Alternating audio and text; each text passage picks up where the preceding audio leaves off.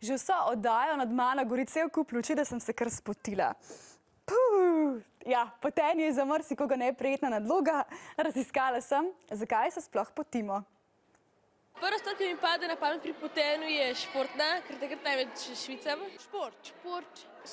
Kadar ima naše telo povišano temperaturo, se začnemo potiti. Z izločanjem znoja se namreč telo ohlaja. Močnejše znojenje lahko opazimo pri športnih dejavnostih, pri povišani temperaturi okolja, pa tudi takrat, kadar smo živčni ali nam je slabo. Potenje je odvisno tudi od starosti. Mladi so veliko bolj športno aktivni, tudi hormoni igrajo svojo vlogo in se verjetno oziroma se nekoliko bolj potijo, kot so to otroci, kot so to starostniki.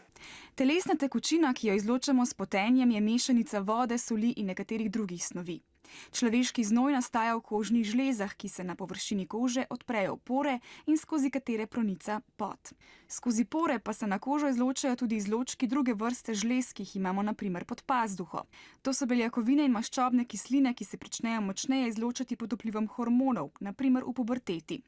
Čeprav so pot in drugi izločki iz kože naraven in nujen proces, pa bakterije, ki se namnožijo na vlažni koži, povzročajo neprijetne vonjave. Teh se skušamo ljudje znebiti predvsem s tako imenovanimi dezodoranti, odišavljenimi spreji, nekateri pa celo z antiperspiranti, ki lahko vsebujejo vrsto aluminijeve soli. Ta zmanjšuje potenje na tistem delu telesa, kamor ga nanesemo. Antiperspirantov ne uporabljam, zaradi ker mi starši ponavadi ne pustijo, bolj kakšne naravne, tako.